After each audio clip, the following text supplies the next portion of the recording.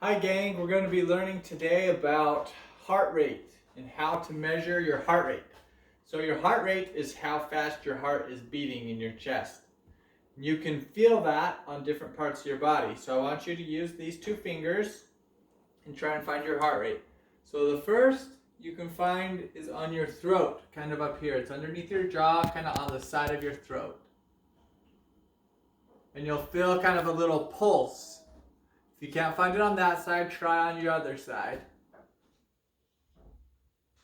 Then the next place you can find it is on your wrist. It's kind of by your thumb, kind of right next to the bone there on your wrist.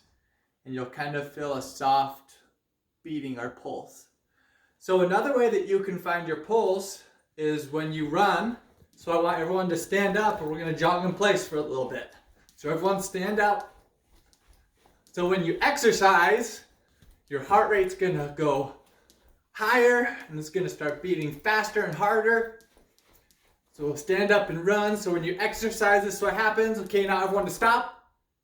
Sit down and find your pulse. Try there, on your wrist. Okay, so now what I want you to do is find your pulse, then look up at the clock. See the clock here? So when you find your pulse, you're going to count every beat for a minute. So that's what I want you to do. I want you to find your pulse and count how many times it beats in a minute. And that will be your heart rate. Normal heart rate is about 60 to 100 beats per minute. So if you need some help, maybe ask someone who's found it and you can find it on a friend, or someone else can try and help you find your pulse. But that's how you measure it.